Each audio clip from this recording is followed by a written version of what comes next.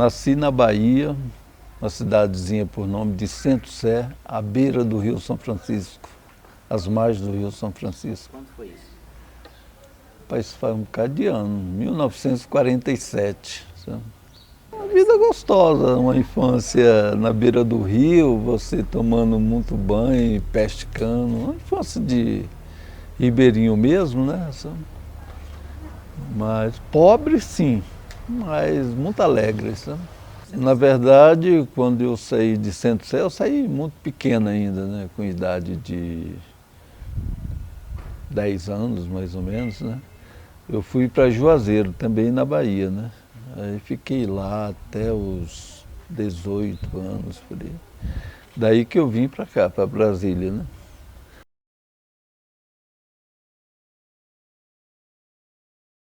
E, na verdade, o sonho de todos os brasileiros naquela época, em 1966, quando eu cheguei aqui, era Brasília, né? Você tinha São Paulo, a primeira opção era São Paulo e depois Brasília, né? E eu escolhi Brasília, né? Chegando aqui, meu irmão, primeiro eu fui para a Vila do API, procurar um amigo meu, né? Aí achei, localizei o colega e aí fomos morar em Sobradinho, né? Um frio desgramado, naquela época fazia frio, hoje não faz mais, né?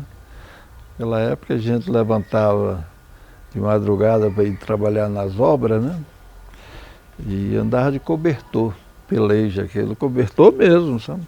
Aí você levantava muito cedo, 4 horas da manhã você tinha que estar pronto para pegar o caminhão, né? Pau de arara, né? E era uma vida de luta, sabe? Mas uma vida boa porque você ganhava muito dinheiro. Nunca ganhei tanto dinheiro como eu ganhei naquela época, sabe? Muito dinheiro mesmo, era, sabe? Trabalhando em quê? Trabalhando com obra, eu fui, a princípio, né? Eu tinha uma noção já tinha uma noção básica de ler projeto de obra, plantas, esse negócio todo. E fui trabalhar ali no Cruzeiro Novo. Aí o cara me deu para mim gerenciar, eu menino ainda, né? Uma turma de trabalhadores, né? E depois eu passei a ser gato, aquele cara que empleita da construtora, sabe? E você contrata o espião para fazer, sabe? Pintura, esse negócio todo. E foi muito bom na época, sabe?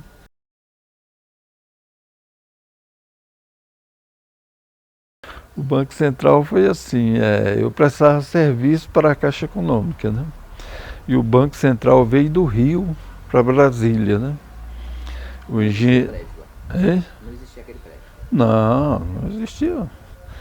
Aí o engenheiro da Caixa, né, me chamou e falou: ó, Josino, o Banco Central está chegando aqui em Brasília, eles vão pegar 2 andares nossos do edifício União, onde hoje funciona o Uniceub, sabe? E a gente vai ceder 2 andares para eles, vão precisar fazer uma reforma. Eu vou te apresentar para o responsável. Chegou o doutor Renan e Marco Aurélio, o nome dos 2 engenheiros que chegaram. Aí me chamaram lá, quando ele me viu, olhou assim e falou: mas é um menino, rapaz. Aí ele falou: não, é um menino, mas é muito responsável. Naquela época eu usava calça boca de sino, né? Com seus 45 centímetros de boca, e o cabelo era desse tamanho, usava aqueles garfos, a gente chamava de garfo para pentear o cabelo, né? Aí ele olhou assim e falou: mas é um menino, rapaz. O cara falou: não, é um menino sim, mas é muito responsável, é o melhor que nós temos aqui. Aí eu peguei a obra deles, né?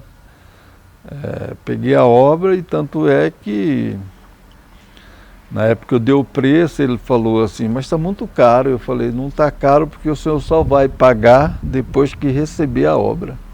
Aí ele falou: é assim? Eu falei: Ele falou: então você pode fazer. Aí eu fiz, eles viajaram, foram para o Rio, quando voltaram, chegou que viu tudo prontinho, né? Aí ele falou: realmente. Tá. Então para mim foi, sabe?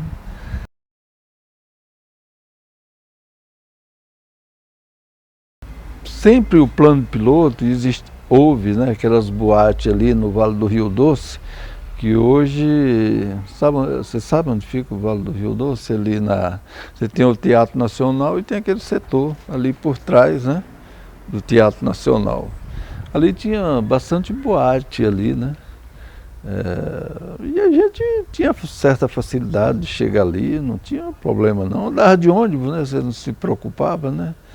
Aí, naquela época não existia esse medo que você tem hoje de andar a pé. A gente saía, ia para a boate, voltava, vinha a pé, ou vinha de táxis, sabe? Mas não havia essa violência que existe hoje, né? Então era muito fácil, sabe? E apesar de o pessoal falar assim que Brasília não tinha mulher, tinha muita mulher sim. Você tinha que procurar e saber aonde achar, sabe? Mas para a pessoa que gosta de dançar, a pessoa que gosta da vida noturna, que gosta de dançar, não tem dificuldade para isso não.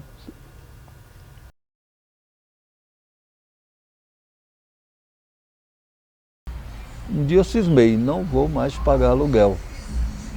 Aí entrou São Sebastião hoje. Falei para minha esposa, você vai para São Paulo, que a família era de lá, você vai para São Paulo e fica lá um ano. Em um ano, a minha ideia aqui, em um ano, cara, eu juntava dinheiro para comprar um apartamento. Para você ter ideia, se pagava de aluguel, em um ano eu juntava dinheiro e comprava um pequeno apartamento nas 400. Aí ela falou, não. Compra uma chácara por aí, eu não vou para São Paulo não. Aí foi quando eu vim aqui, trabalhava um rapaz comigo, e já faleceu, né, o finado Oripão, né? Aí ele falou, eu conheço um cara que está fazendo um loteamento lá, coisa e tal, vamos lá. Aí cheguei, não gostei da chácara e ele me trouxe nesse rapaz, né, que era o famoso Tião Maria. Aí eu cheguei e o Tião estava ali, naquela esquina, né, nessa esquina minha aqui, e fincando os piquetes. Neste mesmo lugar onde nós estamos agora. Aonde nós estamos. Aí eu perguntei para ele, quanto que é um lote desse? Ele falou lá, 25 conto, 25 mil reais, 25 não sei o que lá. Aí eu falei, onde é uma esquina? Ele falou, aqui é uma esquina. A outra, ele me trouxe aqui. Quantos lotes tem aqui? Tem 2, 3, não lembro. Aí ele, se eu ficar com os 3, eu te faço, ou 2, acho que era 2, parece, era 2. Aí ele falou, eu te faço tanto. Então eu tinha 1.000 no bolso, paguei 70, sobrou 930. Aí fiz um cômodo aqui, né? Só um cômodo.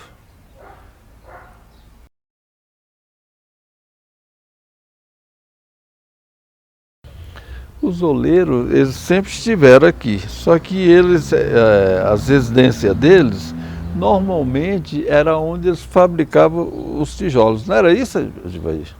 Eu acho que o Edivaí entende mais do que eu, mas é um testemunha viva. Então, aonde ele fabricava os tijolos, eles faziam a casinha deles ali, né, e morava ali mesmo. Então a olaria existia muito, essa olaria artesanal, no tijolo maciço em si. Na época que eu cheguei tinha 100 e poucas olarias ainda.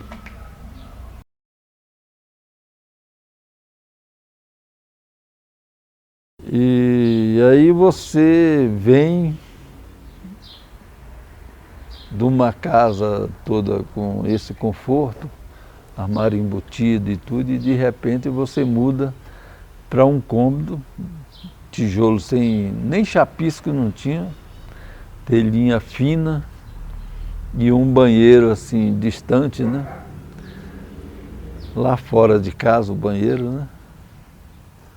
E aquela coisa tudo junto, né? Cozinha, sala, quarto, tudo junto, misturado. A minha filha mais velha, essa não, ela já tinha os seus 3, 6, 9, ela tinha uns 9 anos, ela entendeu, falou, filha, isso aqui está assim, mas é nosso. Então isso aqui nós vamos melhorando aos poucos. E um dia, quem sabe, a gente pode chegar a ter uma casa daquela que a gente morava. Já essa pequenininha, a que tinha 3 anos, né? Que hoje mora nessa casa aí, falou, não, eu não quero essa casa feia não. Pequena, mas birrenta, né? Ela falava, não quero essa casa feia não, eu quero a minha casa lá. Mal sabia que não era nossa, né? E para você fazer ela entender isso foi complicado, né? Aí foi muito carinho, muito beijo, muito afeto, até ela aceitar, né?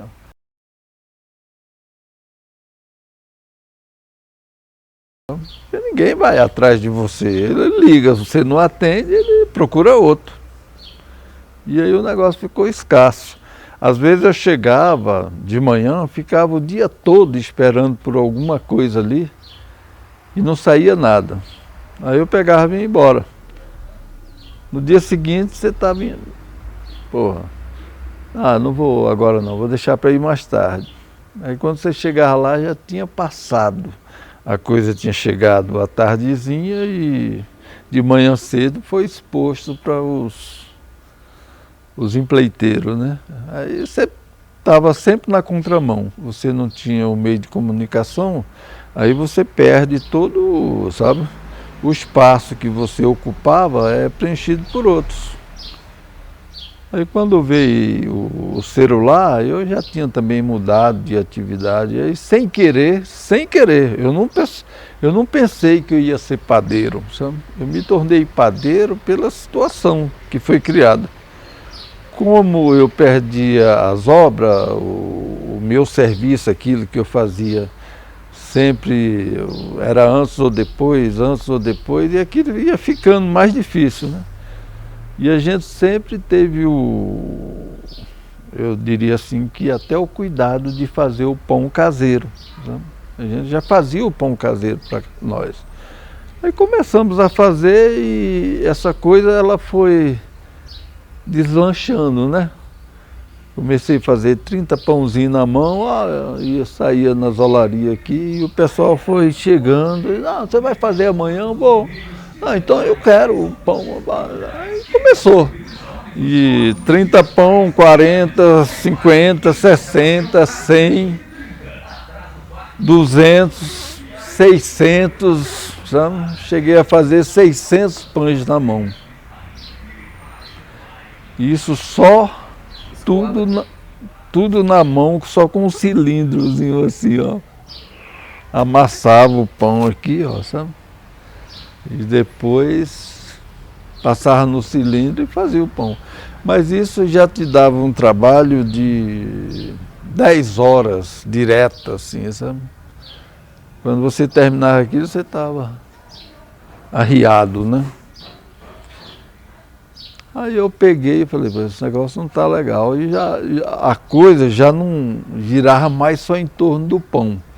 Aí eu já pus o óleo, já pus o café, já pus o açúcar, a farinha, o sal, o fósforo. E aí foi, sem perceber, poxa, peraí, eu estou virando um comerciante. Poxa.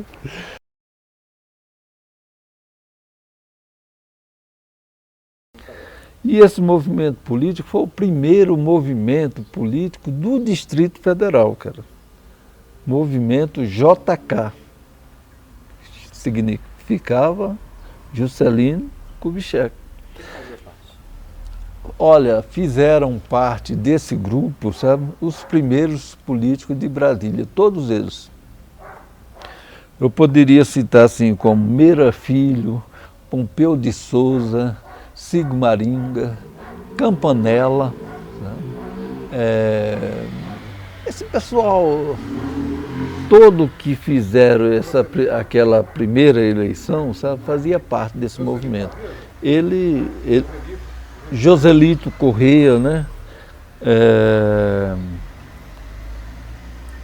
A Márcia Kubitschek, filha do Juscelino, e ela morava, me parece que nos Estados Unidos, mas sempre que vinha fazia uma visita a gente.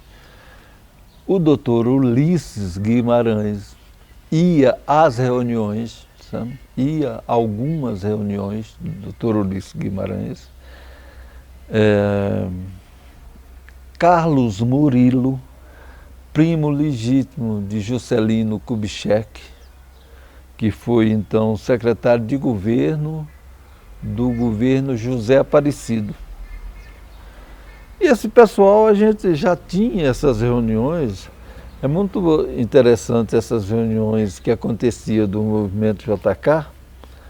A gente fazia, quando fazia elas à noite, né? E naquela época ainda havia uma certa repressão a qualquer movimento político, né? Mas o movimento JK ele já era mais estampado, era mais à vista, fazia reunião no final de semana, dia de domingo, mas sem aquelas palavras de ordem, era mais light, né? Mas à noite a gente fazia reunião fechada, né? E aí o que fazia esse movimento? Colocava as pessoas na rua, né? Então, vamos supor, eu nunca apanhei, né? Mas eu ficava com apito ali na esquina, sabe? Pá. Aí passava, quando a gente via passar um carro preto, com pessoas de preto, né? Vestindo preto, terno preto, aí a gente já sabia que era o pessoal da polícia, né?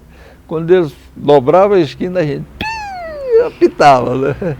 Aí o outro já apitava lá na frente, o outro, aí chegava lá na reunião, aí todo mundo vazava, acabou, dispersava a reunião.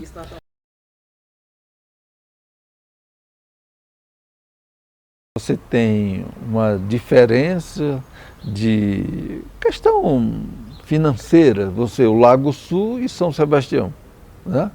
Pô, São Sebastião está longe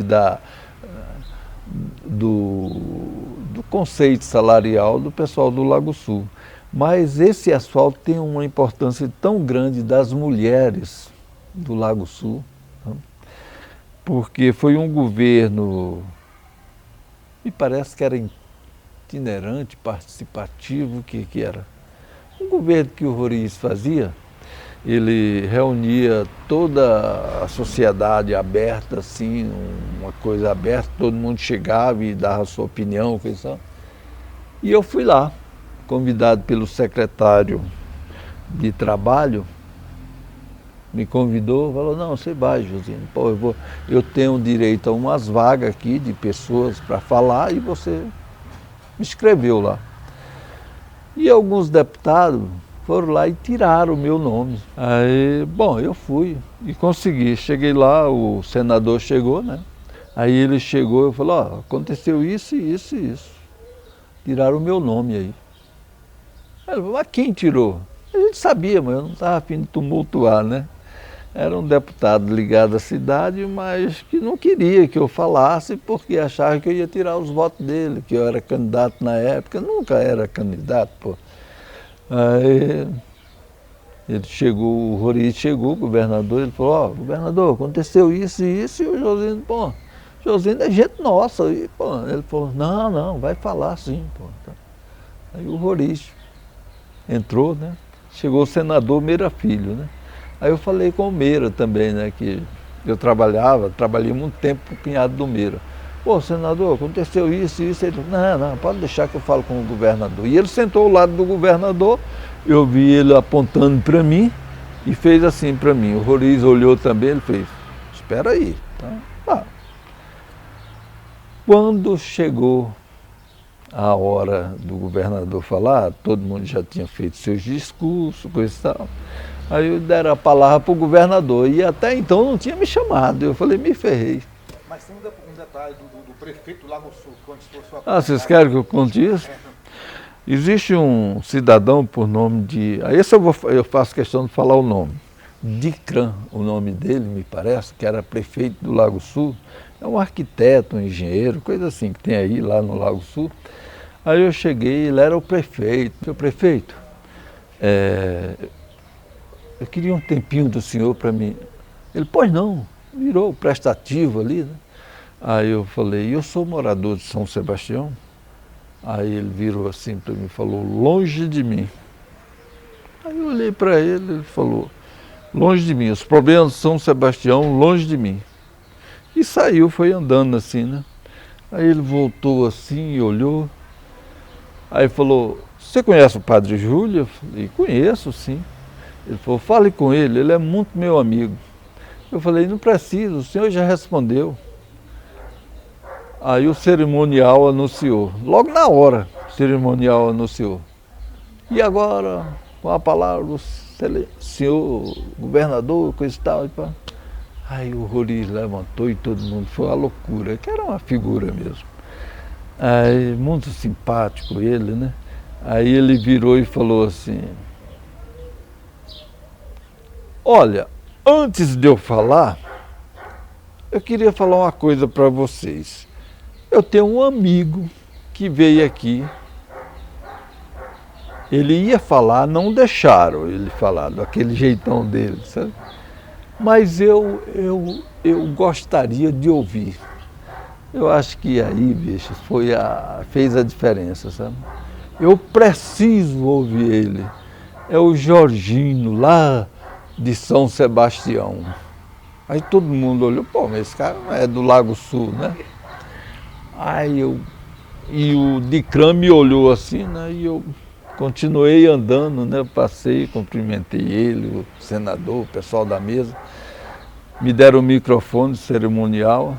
Aí eu me justifiquei, né? Eu falei, olha, gente, eu peço desculpa aos senhores moradores do Lago Sul. Estou ocupando espaço aqui dos moradores do Lago Sul. Como os senhores vê, não sou morador do Lago Sul e nem me pareço com morador do Lago Sul. Mas esse é o nosso caminho. Para a gente chegar a São Sebastião, tem que passar pelo Lago Sul.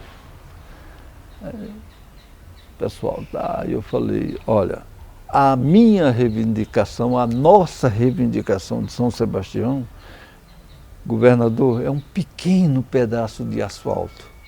Aí contei a história, que a poeira, pô, o sofrimento da comunidade, coisa e tal. Aí, bicho, não precisei falar muito, não. As mulheres, as senhoras, donas de casa, aí eu falei para eles também o seguinte, eu sei que as senhoras, muitas das senhoras aqui têm secretária do lar, jardineiro, eletricista, pedreiros, pintores que trabalham aqui para os senhores. E esse povo precisa chegar limpo à casa dos senhores.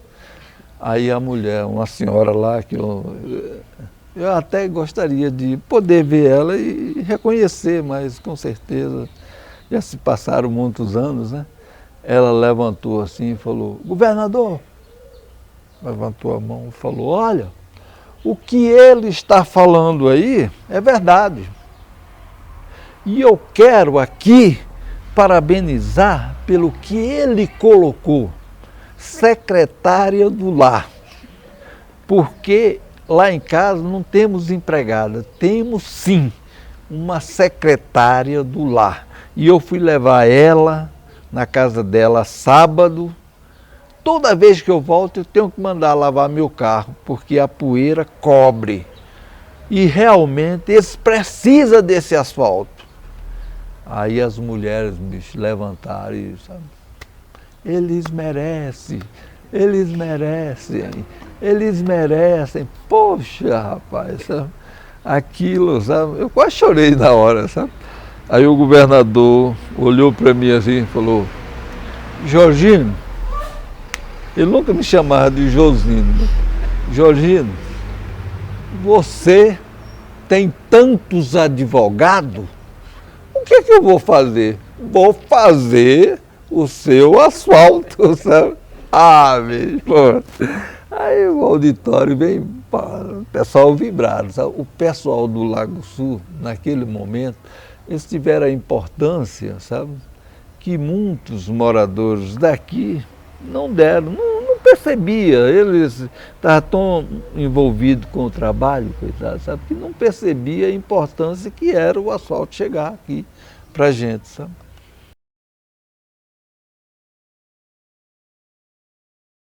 O sistema de comunicação nosso aqui, nós conseguimos sistema de telefone via rádio, né? E aí tinha um telefone só para toda a comunidade, né? E quando alguém de fora ligava para cá, Salamão avisava para a comunidade: atenção, Paulo da Gomé, solicitamos a sua presença aqui no sistema de comunicação da Agrovila São Sebastião. Aí você ouvia, pô, o Paulo da Gomé não ouviu, mas o Antônio ouviu e chegou: ô Dagomé, você ouviu a chamada, coisa e tal? Não, estão te chamando lá. Dagomé chegava: e aí? Não, tá aqui, ó, o telefone para o senhor ligar. Ah, então liga aí. E pagavam uma taxinha, aquilo era pago, sabe?